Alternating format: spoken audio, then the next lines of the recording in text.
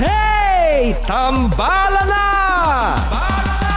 At eto na sila, ang nag-iisang masugid na tagahanga ni Nicole Yala. Chris Chuper! Kasama ang nag-iisang diehard fan ni Chris Chuper. Nicole Yala! Dear Nicole and Chris. Dear Nicole and Chris. Dear Nicole and Chris. Dear Nicole and Chris. Magandang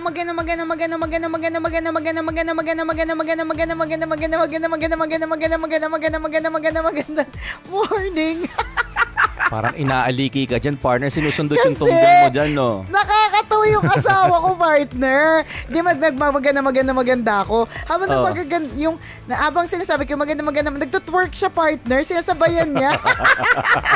Isa pa nga sabihin mo, isa pa ulitin mo yung maganda para gawin niya ulit. Twerk me, baby, one more time. Wala, kabog ka sa asawa mo. Mas magaling siya mag-twerk sa'yo. Oo. Nakakaloka. O hindi, Laki-laki partner. pa naman ng balakang ng asawa mo. No? Kaya nga maganda mag-twerk yan. Kabog ka talaga. Uy, pero na-realize ko, speaking of twerk, mas kabog rin ako sa'yo, partner. Natanda mo Bakit? yung isang video content natin dati, pinost natin sa YouTube. Yung Ano na nga yun? yung game na merong tissue Nag-twerk box. ako? Oo, hindi. Oo. Yung game Akala yung ko- tissue box Oo. sa likod, tas may laman ng mga ping-pong ball sa loob. Tanda mo yun? Tas para, ako yung mas nakapaglaglag na mas maraming balls. oo. So, dahil para sa twerk. malaglag yung mas maraming balls, kailangan mong mag-twerk. Eh, ako, nahihiya ako mag-twerk sa office. Ikaw walang humpay. Alam mo naman, ako lang yun sa mga tropa ko. Kilala mo si Pat, yung kaibigan kong sundalo. Oo. Ano yan, sobrang ang galing mag-twerk noon. As in Totoo talagang, ba? palakpak kami doon pag nag-twerk yun. Parang ang lambot babae? ang lambot ng balakang. Talaga? Oo. Kaingit naman. Oo, so nagpaturo lang din ako. Ah, Alam mo na, birds of the same feather. Di ba kailangan always together? oo. People of the same feather, twerk together, taray. Yan. Try Ay, mo, naku. paturo ka sa asawa mo. Tapos pag nag-FB live tayo on Monday, gawin mo. Tapos mag-demo kayong dalawang mag-asawa. Tingnan natin kung sino yung mas magaling mag-twerk sa inyong dalawa. Pambihira. Ay, hindi. Alam ko na kung Nakakaloka. bakit niya ginagawa pala yan. Oh, bakit? Nagtutwerk yung asawa mo kasi mamaya, bago daw kayo matulog, ikaw naman yung magtutwerk sa kanya. Ay, nakakaloka ka ha. Ang dami nakikinig. Ay, nakaka-lurk. Kaya alam mo, sometimes it doesn't need to be it doesn't, ano ba yan, ang aga kasi partner, wag na ako mag-English, it's so early in the morning. Tagalogin ko na lang para maitawid. Hindi Ano mo yun? naman kailangan ng malalim na rason, ayan, para matawa sa umaga, 'di ba? Hindi mo Tama. kailangan ng hindi mo kailangan na nanalo ka ng limpak-limpak na salapi o nabayaran ka ng utang, 'di ba? Totoo. Para matawa ka sa umaga. Minsan na konting kembot lang pala ng kaibigan, konting kembot ng asawa, alam mo yung mga ganun will certainly make you happy. Ganun talaga. Kailangan minsan, alam niyo po mga kabisyo, sa sobrang difficult ng buhay, kailangan gumawa ka ng ways and means para yung bang ma-appreciate mo kahit mabababaw na mga pangyayari lamang sa buhay. Tama? Totoo ka dyan. Alam mo, meron akong kaibigan nagkwento, sabi niya, kapag gusto mo daw maging masaya yung takbo ng bawat araw mo, try mong makipaglaro o makipag-usap sa mga bata 6 years old below, o di kaya naman makipag-usap sa mga matatanda na senior citizen 60 above. Inisip ko, bakit nga kinuwento yun? Paano maging source of happiness? Pero come to think of it, ito yung mga bagay na hindi natin ginagawa. Pero pag try pala natin gawin, oo nga no, pag nakipag-usap ka sa mga bata, magiging masaya ka kasi Tama. sila very innocent sila. Yung tipong ako nga, binaligtad ko lang yung tenga ng aso, tawan-tawa yung anak ko. Tapos sobrang yung namimilipit siya katatawa. Mamatay-matay kakatawa, no? Tapos nadadala na ako. So yung mga ganong mga maliliit na bagay. Tama. Tapos yung sinasabi naman niya na makipag-usap ka sa senior citizen or 60 above, totoo yun kasi lahat ng sinasabi pala na matatanda based totoo. based on their Experience. experience. At pag nakinig ka sa kanila, oo nga no, ang laman ng sinasabi nila. Ibig sabihin, pwede mong maging source of inspiration, Tama. source of hope, 'di ba? Correct. Mga ganun, lessons na makukuha mo sa mga kwento nila. So that's one thing para maging masaya yung araw mo. Talk to the young ones and talk to the Old ones. Yes, totoo Alam mo, yun. partner, yung isa pang rason kung bakit nakaka-happy kapag kumausap ka ng older sa'yo ng mga 25 years, yung mga senior and above, partner. Kaya nakaka-happy yun kasi nakakaramdam ka na kahit papano bata ka pa. Kumpara Tama. sa kanila. Hindi, charot lang. compare mo yung lakas nila sa lakas mo. Correct. Marirealize mo na may na bata ka pa rin pala kumpara sa kanila. Mas banat pa yung balat mo kaysa sa kanila. Charot.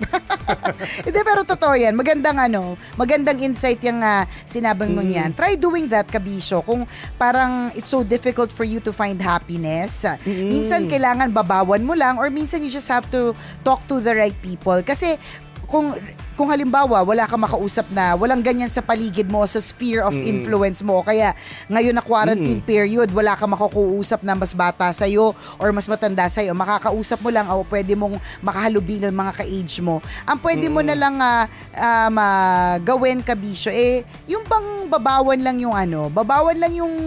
yung pagtingin sa buhay minsan kasi pag Totoo. masyadong lalim-lalim agad, parang 'di ba? Alam mo 'yun, nakakalimutan Agree natin ako. na minsan yung mga mabababaw na mga bagay or maliliit na bagay can actually make us happy. Kasi Totoo. minsan ang feeling natin, ang happiness can only be found kapag mataas yung kinikita o malaki ang kinikita. Pero sa totoo lang, kung bababawan mo lang yung pagtingin, alam mo 'yun, parang hindi mo masyadong i-complicate yung life mo. Babawan mo lang yung tingin, the fact na nakapag yung katulad nga ng example mo, partner, ng isang araw na ang galunggong sinarsyado mo, para sa akin blessing yun kasi pwedeng prinito mo lang Oo nga, pag ito nga sa'yo, wow na wow ka bigla. Oo, diba? Diba hanggang ngayon, di ko makalimutan. Di ba yung pritong galunggo, nilagyan lang naman ng kamatis at itlog yun, naging sarsyado na. Oo, diba? Pero ibig sabihin, parang yung mga ganyan, pwedeng babawan lang yung the fact Yes. na there's so many things. Lagi niyo pong tatandaan, mga Kabisyo, na marami mga bagay na na-e-enjoy ka ngayon o ine-enjoy mo ngayon na hindi siya na-e-enjoy ng ibang tao. Katulad ng being Tama. with your family. Some people at this point cannot be with their families. Bakit? Quarantine. Meron akong kaibigan na hanggang ngayon Lockdown. naka-lockdown pa rin siya sa cruise ship. Hindi siya makatawid-tawid. Alam mo 'yon, hindi siya makapunta sa kanyang pamilya. Nakikita niya every now and then, nababalitaan niya na ang mga kasama niya sa cruise ship ay nagsusuicide or nagpapakamatay, 'di ba?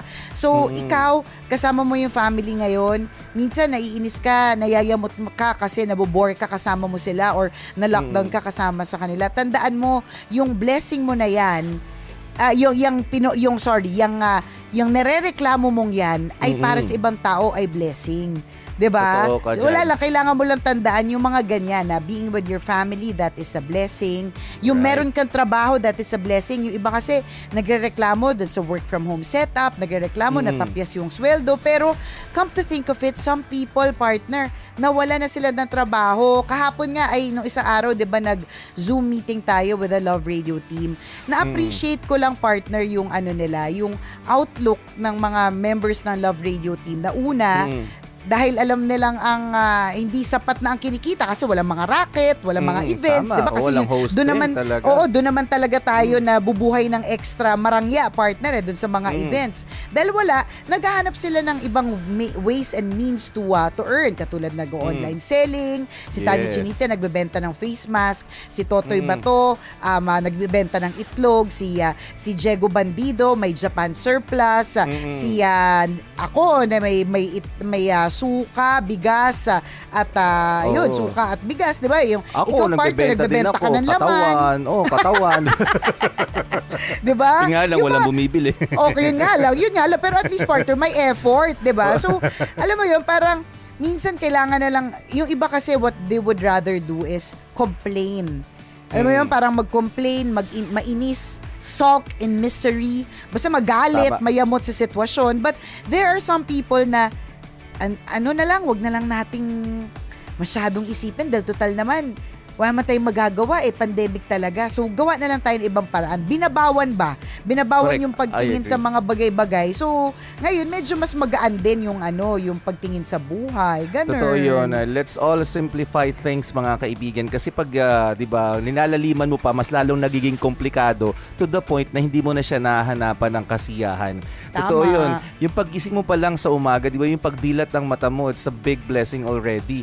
Yung nakakakain ka ng maayos at tama, di ba, kumpleto, 3 beses sa isang araw, nakakainom ka ng tubig, nakakalunok ka ng laway. These are blessings na we always take for granted. Tama. So, pag inisip natin yung mga bababaw na ganyan, ma-appreciate natin ang buhay At magpapasalamat tayo at the end of the day, Lord, salamat po na itawid ko na naman ang araw na ito Correct. ng maayos. Simple appreciation lang, mga kaibigan. And tandaan, tama yung sinabi mo, partner, na marami tayong mga biyayang natatanggap araw-araw na hindi naman natin ni-request pero binigay sa atin. So yun pa lang yun pa lang enough na yun.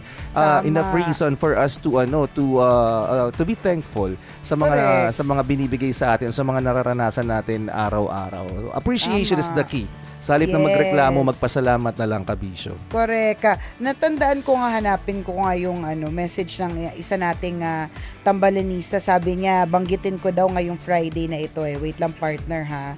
Tingnan ko lang kung makakakonect ako sa internet kasi hindi pa po ako nagbabayad Nakakaloka talaga. Napakahirap kapag hindi ka talaga nagbabayad. Hindi ka Makikonek ka muna dyan sa kapitbahay mo. Wala Ayan naman na daw nga, password yung wifi nila. Oo, tingnan natin kung makakakonect ako, partner, sa kapitbahay. Pero parang ang pinaka-gist ng mensahe niya is there are so many things that he went through nitong taon na to na parang feeling niya alam mo yon, parang wala nang kapag-asa sa buhay. Feeling niya parang sobrang bigat na, but in fact medyo nagtampo pa siya kay Lord, but in the end parang ang kailangan mo lang gawin is to trust 'di ba? Trust the process, 'di ba? Trust in the Lord with all your heart. Ito na, partner. Sabi niya, tambalanista natin to si John. Ayan. Sabi niya sana po matopic po ito sa Friday. So ito yung sinabi niya. Sabi niya, ako po ay tambalanista since 2013. I just want to share my testimony about how God is still working at the midst of the pandemic and personal struggle. Sabi niya, I consider this year, kahit half year pa lang, na so far, worst year para sa akin kasi ang daming bad things na nangyari, especially to my health. I-summarize ko na lang, partner, kasi medyo mahaba. Basta January of this year, 2020, nagkaroon siya ng lung infection that lasted for 1.5 months. Tas February to May of this year, partner, naging hypertensive.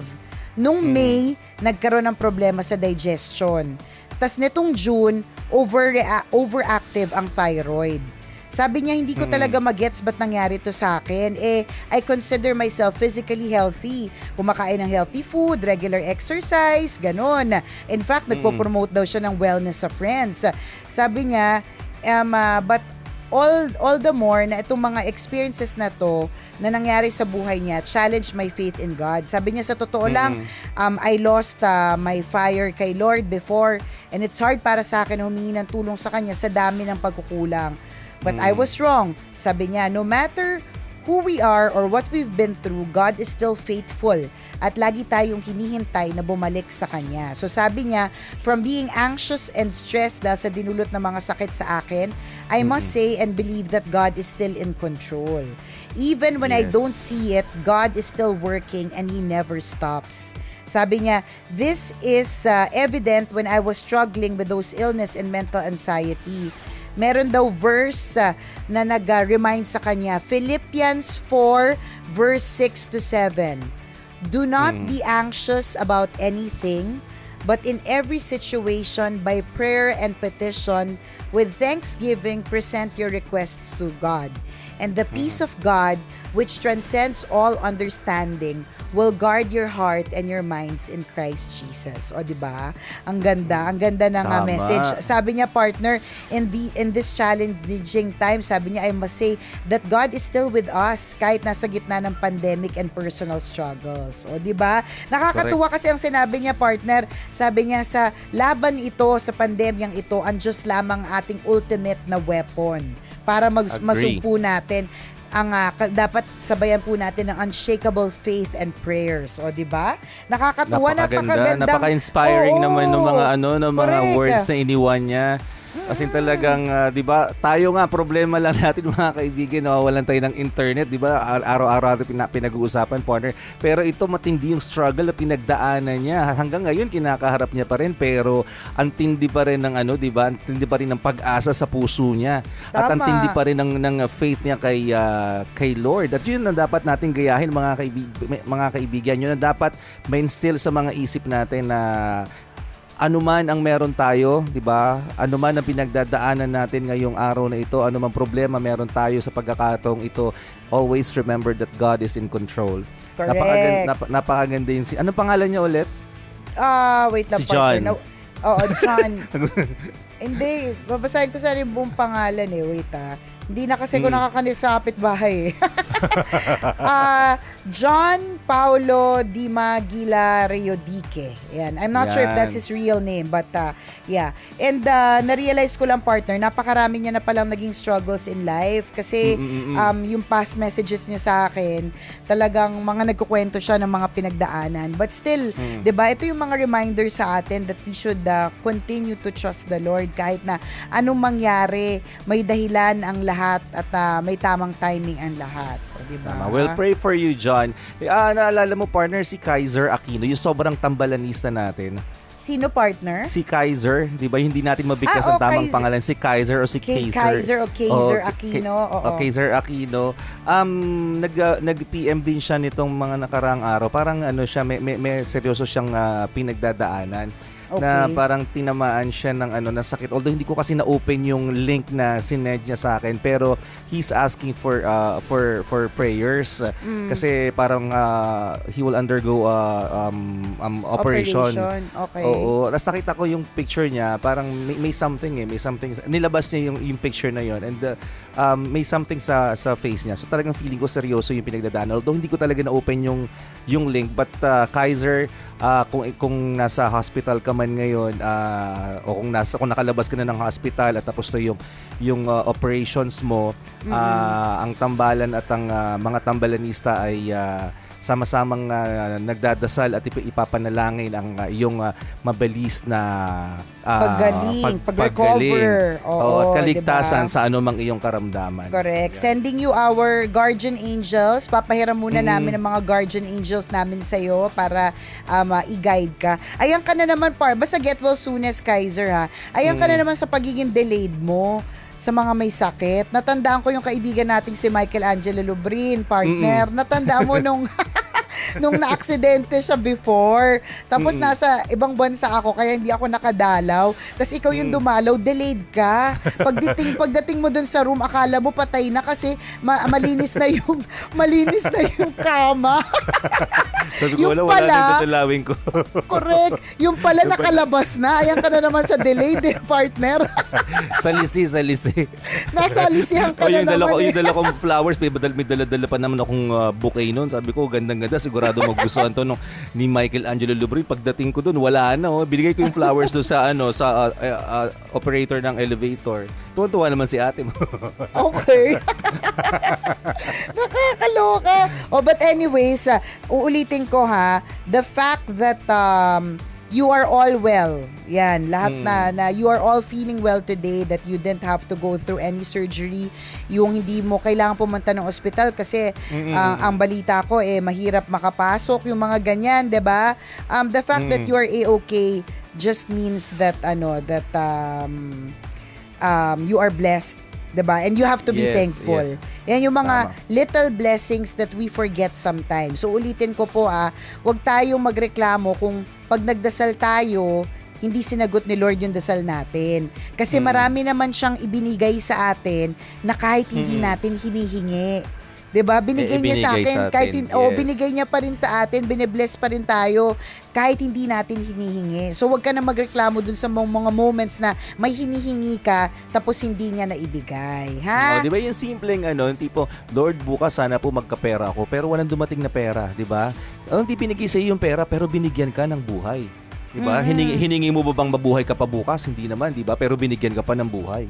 Oo. Diba? Yung nagising ka kaninang umaga, hindi mo naman hiningi kagabi yan. Hindi mo nga pinagdasal yan eh. Natulog ka na lang basta-basta eh. Pero nagising ka pa. Di ba? Yun pa lang, rason na para magpasalamat ka. Tama. Hay nako kabisyo, sana po yung maging okay so alright ang iyong buong araw. Be thankful and be grateful. Mga yan, mga keys to happiness yan.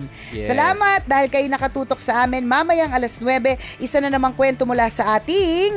Mahiwagang Burnay ang ating mapapakinggan. Kaya inyong pakaantabayanan. Muli ako po si Nicole Ayala. At ako naman si Cambio King Chris Chuper. Na nagpapaalala. Una, magdasal ka para mabuhay ka. Pangalawa, mag-face mask ka para mabuhay naman ang iba. Yon! Always your number one. SM radio station.